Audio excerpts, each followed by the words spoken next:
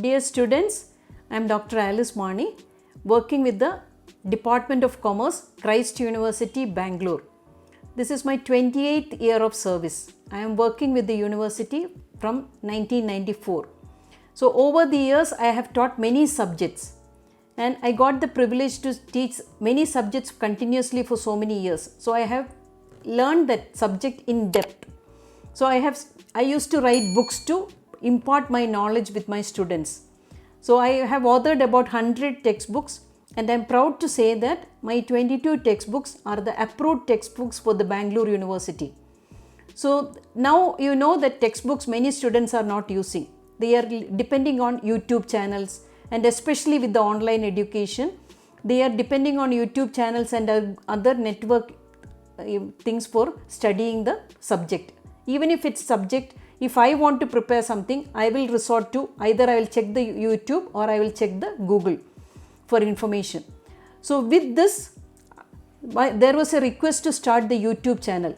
So I started the YouTube channel Ace Commerce with Dr. Alice Mani, and I have completed one subject, income tax, for the undergraduate level and postgraduate level. And I got good appreciation from the students, and there was a request to start with 11th standard accountancy for CBSE students. See, I was a science student for my PUC. Then BCom I joined and I started learning accountancy. So now I know that how difficult it will be a student if he is joining at BCom level and studying accountancy. So what all techniques I learned, I am going to impart to my students, those who are going to study accountancy from the 11th standard onwards. So my simple techniques I am going to explain to you, and that will be helpful for the students. So this I am starting with the 11th standard accountancy CBSE syllabus, and the first chapter as per the CBSE syllabus is Introduction to Accounting. So the first one, need for accounting. What is the need for accounting? See, you know that human memory is very short. We cannot recollect all the transactions. See, when I'll get my salary, if I'll try to record all the transactions at the end of the month, how I had spent money, how my salary I had spent, I will not get any idea. But if I'm recording my transactions, I will be able to know that how much salary I got, how I had spent that money. So the same principle a business organization is also following. So that is the need for accounting. So in short, if you know that there are two types of transactions. One is economic transactions and second one is non-economic transactions. See, the economic transactions meaning any businessman, if he is doing an economic activity. Whenever he is doing some activity, that means his idea is to make profit. Similarly, non-economic activities are there. Now, what is non-economic activity? See, missionaries of charity or the institutions which are running orphanages, old age homes, they are doing some activity to help the poor people. But what is the idea? Their idea is not to make profit. Their idea is to do service. See, so some people, they are doing some economic activities for making profit. At the other side, non-economic activities, some organizations or some people are doing to serve the community. So any organization, if they are doing economic activity or non-economic activity, they have to record their transactions because they are handling money, they are collecting money and they are spending money. So this is the idea of recording the transactions. So they will get an idea how much money has come, how much money had spent, what they saved, all these details they will get. More than that, we will get the documentary evidence. That is very, very important. At the end of the year or at the end of the month, we will get a clear clarity how we are spending the money. Then another thing is that systematic and scientific transactions of financial nature. See, you know that if an organization is going to a bank for any loan or anything, they will ask, submit last 5 years financial statements. That is the profit and loss account and the balance sheet. So this accounting will help an organization to keep the systematic and scientific transactions of financial nature. Now, how this accounting started? See, when we see the ancient records, we can see that Arthashastra by Kautilya, that recording is there, because there were few transactions. You can remember the origin of commerce, origin of trade, when we learned that few transactions, if one person, if they will write something, one or two transactions also, we can record like that. But now when we are coming to this modern accounting, what we are following now, the father of modern accounting is Luca Pacioli. In 1494, he introduced the double entry concept of accounting. See, double entry concept of accounting is every transaction has two aspects. One is the receiving aspect and second one is the giving aspect. See, for example, I want to buy a pen from a stationery shop. What I will do? I will go and ask the shopkeeper how much is the pen cost. So he will tell me if it's 10 rupees. I will get the pen. So that is the receiving aspect. And I will give him 10 rupees cash. That is the giving aspect. So every transaction has got two aspects. One is receiving aspect and giving aspect. See, this is one important thing I used when I started learning accounts in my first year degree. Every transaction, I got this basic principle. So any day-to-day transactions, I used to remember that. What is the giving aspect in that? What is the receiving aspect in that? So that is how I learned the accounting.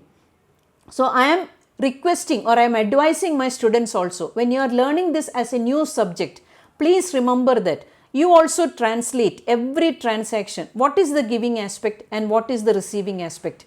So if you follow this double entry system of bookkeeping, where every transaction has a giving aspect and a receiving aspect, you can tally the balance sheet and you can check the accuracy of the books of accounts. When we tally the balance sheet, that's an indication that your accounts are correct. So that is the advantage. Now, what are the objectives of accounting? See, when we are talking of the objectives of accounting, to maintain accurate and proper records of all business transactions. See, when you are maintaining accounts, you will not omit one transaction also. Everything will be recorded. And any time anybody is asking for the clarification, you will be in a position to provide the information. Second thing is to find out the profit and loss on a particular date. You know that business is working on a competitive environment. So here, if a business is successful, if you want to evaluate that, what we will do? We will check that how much profit they made. Is that better from the previous year? So this is how we will evaluate the performance of a business. So to know the profit or loss of a business organization is another important objective of accounting. Next is to present the financial position of the firm through the balance sheet. I told you, when a business firm is going for a bank and they are approaching a bank for a loan, so they will ask, submit your last 5 years financial statements. So they have to give the last 5 years financial statements. They want to evaluate for the last 5 years how this business organization has progressed, whether it's showing an increasing trend or a decreasing trend. So that is the effect of balance sheet. How much assets they have, how much liabilities they have. Next one is, this information is useful in planning and decision making in all aspects of business activity. You know that lockdown, I heard that 50,000 business organizations in Bangalore are closed down, and especially 20,000 of them are restaurants. So you have to remember that if they want to continue with the business activity, then, or if they want to open a branch, or if they want to go for overseas transaction, if they want to go for export business, this profit and loss account is the basic, and the balance sheet is the basic thing that will help the management to take a decision. Next one is, financial position can be communicated to the world at large. The people who are investing in stock market, the people who want to, prospective investors, those who are looking for investments in the company. So everybody will be looking at the financial statements. Financial statements is the base for deciding everything. So that is the importance of accounting or the objectives of accounting. Now I am coming to the definition of accounting. See, I am giving two definitions. The first definition still I can remember. I cannot by heart it, but still I remember this first definition I used and I learned when I started learning my accountancy subject. So the first definition is given by American Institute of Certified Public Accountants. So this now also in 2020. So now also I am giving this as the first definition because this is the accepted definition.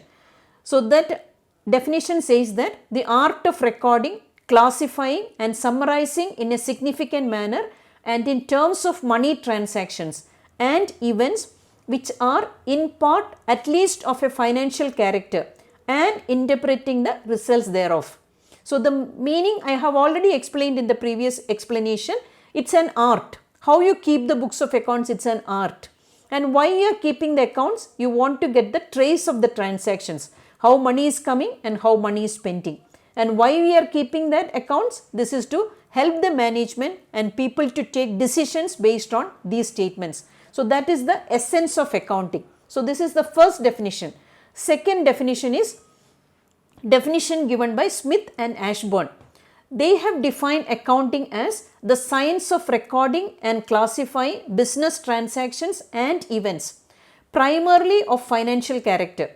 See, there is one thing you have to remember, non-financial characteristics we will not write it in the accounts. See, if you have a good team of employees or if there is no strike or lockout in the organization for a number of years, these things will not be reflected in the financial statements.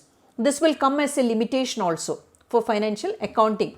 This will be a limitation of accounting. So, this financial character and the art of making significant summaries. Significant summaries, you will get the profit or what is the balance sheet, what is the capital position, everything we will get from the financial statements. Analysis and interpretations of those transactions and events and communicating the results to persons who must make decisions or form judgments. So, prospective investors, present investors, those who want to buy the shares, those who want to sell the shares, those who want to have a business dealing with the firm, everyone, they will make use of this financial statements for their decision and for their judgments, how to go about with the company's activities or how to communicate with the company's activities or how to cooperate with the company. All this they will decide on the basis of the financial statements. Now, the features of accounting, this 7 features are there. One is identifying, second one is measuring, third is recording, fourth is classifying, summarizing, analyzing and interpreting and communicating. So, here I am going to explain each and every feature of accounting. So, first one is identifying. So, the first one is identifying the changes in the financial transactions or economic events that make changes in the business resources. See, when a person will start the business, he will start the business with his own capital or a borrowed capital from a bank. Then when he will do the business activities for 1 year, he will make some profit. So, that profit will be added to the capital. So, that capital position is changed. So, you can identify the changes in the assets and liabilities. Say for example, you started with 2 assets, but after 1 year you got money and you are buying 2 more assets. So, your balance sheet will reflect, the first balance sheet will show 2 assets, but the second balance sheet will show 4 assets. So, that is the difference. Any change in any value, any asset, any item, what the change over the years you can find out from the financial statements. Second one is, I told you the limitation. The non-economic transactions are not recorded. See, I told you a team of good employees in the organization, or there is no strike or lockout in the organization. The company is expanding like anything.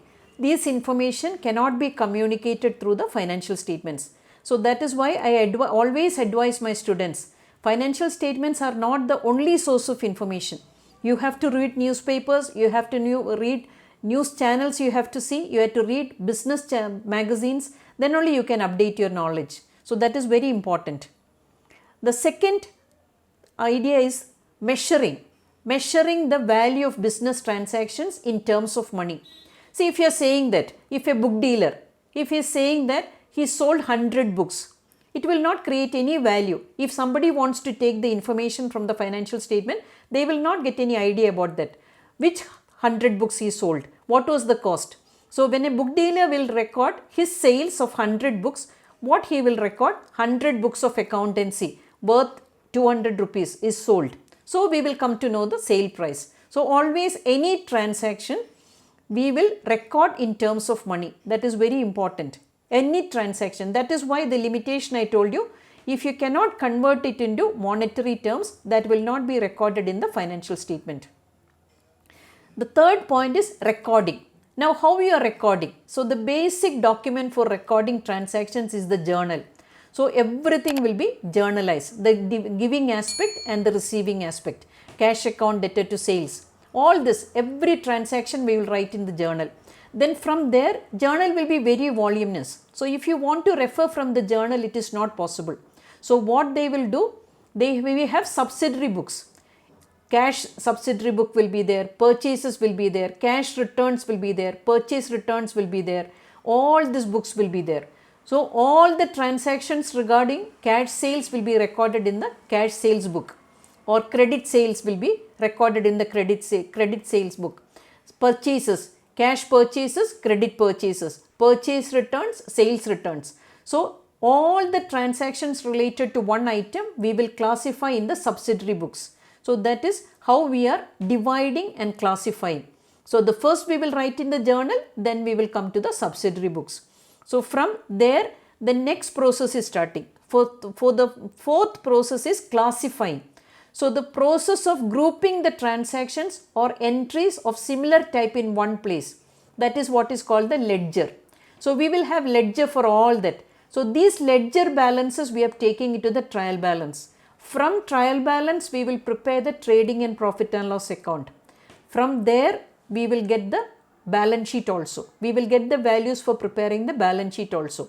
So this, how we are classifying or how we are grouping the activities into one thing is called the ledger. So the grouping and grouping transactions or entries of a similar type. This we are doing through the process of, we are using ledger accounts for that. So the ledger balances will be taken to the trial balance. So from trial balance to the trading and profit and loss account and balance sheet. So this is the circle. So first is journal entries, subsidiary books, ledger, trial balance, trading profit and loss account and balance sheet. So the ledger contains all accounts of the business. So whatever cash balance will be there, credit purchases will be there, credit balance will be there, purchase returns, advertising, any item. You name the item, what will have an impact in the financial statement, that will be there in the ledger. So the next thing is trading and profit and loss account and the balance sheet. So that is the summarizing. So I told you this circle is completed with the balance sheet and it is starting with the journal. So writing the entries and through the process we are preparing the trading profit and loss account and balance sheet. So the trading account will give us the gross profit. Profit and loss account will give us the net profit and the balance sheet will give us the position of the financial statement as on a particular date, usually on March 31st. So that will be the advantage of summarizing the transactions. Then analyzing and interpreting is the next thing. So the analyzing and interpreting meaning to know about the strengths, weaknesses, opportunities and threat.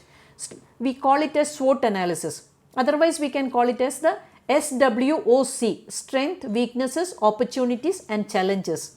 See the strength meaning, if you see that profit is increasing over the years, the business is expanding, that's a strength for the business. Opportunities meaning, if they are getting better opportunities. See, you know that some business firms, you take the case of Amazon, lockdown was a benefit for them. They got better market and they are able to do more business. So lockdown was positive for them or it's favorable for them. Whereas some, I told you in Bangalore, 20,000 restaurants are closed. It's not good for them. So the weaknesses of we can analyze with the financial statements. Then opportunities. See, some incidents will give more opportunities for a business firm. See those startups also. See that sanitizer or those who are making sanitizer, mask and all, it's an opportunity. This lockdown period is an opportunity for them. Then the threats also.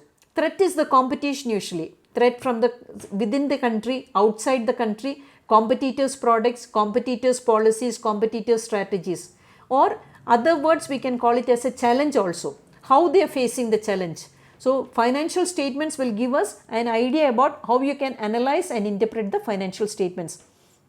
Then the last point I want to tell you about that, public at large, you can communicate your information. How you have performed. What is the profit you made. So that will show the performance of the people managing the business or the owners managing the business. And if your profit is increasing, and your business is earning more and more profit, they are earning more reputation, they are expanding to different markets, it's very good for the business firm. Now, the last topic for this module I want to explain is that accounting as a source of information. See, accounting mainly internal people are using and external people are using. Now, who all are internal sources, who all are looking for accounting information? So, internally we can say that management is using, employees are using and owners are using. You know that a business entity is totally different from the ownership. The people managing the business unit is totally different. Owners will be different and managers will be different. See that always the owners want to evaluate the performance of the managers, the efficiency of the chairman, efficiency of board of directors, efficiency of the finance person who is handling accounts. So, this is important for the owners to evaluate the management's performance or the employees managing the company. So, any employee, if that division or that department is functioning well, it's his ability. So, that is the advantage of management. The management will look for that information. Similarly, employees. See, if a company, if they want to continue for a long term, if the company is showing a growth perspective, the employees want to be with that company itself. If the company, they are showing that the company's performance is not well, then the employees will think that even any time we will be asked to leave the organization, then we have to look for other job. So, it's better to leave the job now itself. So, the employees are interested in knowing the financial performance. Lastly, the owners. Owners, they are not involved in the day-to-day activities of the business. So, what they will do, they will evaluate with the financial statements and they will decide how they have to carry forward the business, whether to go for expand the business to a foreign country or within the state or outside the state or from south to north, how they are going to expand. Or if one state the company is not doing any activity, it's not doing well, what they will do, they will close down the activity and they will try where they are getting maximum profit. There they will try to concentrate their activities. So, that is how owners are making use of financial information. And the last one is who all are the external sources using this financial information, that is creditors. Creditors, you know that they will give business either goods or services on credit. So, there they are interested to know that whether the firm is having sufficient profit or sufficient cash at any point of time to make their payments on time. That's very important. So, creditors will see the financial performance always. They will see that whether cash flow is sufficient, whether capital is sufficient, whether profit is sufficient. So, they want to see the financial statements. Next, banks. Banks, usually any business organization, they will always have a loan or financial assistance from any bank. So, if a bank has to give a loan or assistance for a business organization, they will always take the information from the financial statements. More than the financial statements, they will ask for the cash flow statement and the fund flow statement also. So, the cash flow statement will give the idea how much cash they can generate, or how much fund flow statement will give how much working capital they can generate. So, these banks will depend on financial statements. Next is the investors. I told you two types of investors will be there. Two types of investors are there. One is present investors, those who have bought the shares of the company, or another type is those who are going to buy the shares in future. So, they, even if it's present investors, they want to retain the shares. They will see the performance of the company from the financial statements. The prospective investors, if they want to invest in the shares, they will see that whether the company's performance is going well, then only they will buy the shares. So, the investors will use the financial statements. Then government will use, because government has to take the policy decisions, whether a business organization or whether a particular sector has to get some subsidy or any government help is needed, then to continue that business. See, sometimes government has to give some subsidies to continue. The business people will be asking for some subsidy to continue with their business activities. This lockdown period and all, you know that many business, they got the subsidy from the government. The income tax decisions they have to take. How much should be the corporate tax structure, or how much should be the corporate tax rate. Everything they will decide on the basis of this financial statements. So, government will decide looking at the financial performance or the financial statements. So, sector wise they can decide all cement industries, all IT industries, all housing sector, how they are going to do that. Then researchers. researchers will be interested and they will be interested to know the activities of the business unit. So what they will do? The researchers will try each and every aspect of the business activity because they are only giving the hint. This is how what is going to happen. So good researchers will always use the financial statements. Then general public will use, because public, you know that how media is important in our life, day-to-day life. So media, if they are giving a good report about a company, people also will feel happy to buy that products or to get the services from that company. So you know the Tata group of companies, more than 150 years they are in India, they are in existence, they are serving the community through their goods and services, various institutions. So when I want to buy a consumer good, if I'll see that, when I'll search, I'll see that whether Tata has a product like that, then I want to buy that, because that is the reputation they created over the years. Similarly, the consumers. See, whenever we are taking a decision, buying a product or selling a product, anything, consumers will see that what extra benefits the company can give or how that company is going to expand. See, I bought a basic product. Now after few years the company is doing well and they're going to make some improvements in the product. So it is good for me as a consumer because I am using that company's product. Even if I want to sell that product later, I will get some benefit. So the internal sources are using the information and external people are also using the information of financial statements. So that is the importance of financial statements, and this is the first module I want to tell you, just to give an introduction about accounting. What are the objectives of accounting? Why accounting is important? What is the need for accounting? So these are the steps, various steps we use in accounting. Now I will come with the next module, that is the basic terms which we will use in accounting. What is an asset? What is a liability? What is a debit? What is credit? What is goods, purchases? So these basic terms you will learn. So this, till you will complete learning accountancy, these terms you are going to use that. So repeatedly this we will be using in every year. As you go to the higher level of education also, you will be using these basic terms. So the next module is also very, very important. So I am wishing you all the best for studying, a good learning experience with me. Thank you.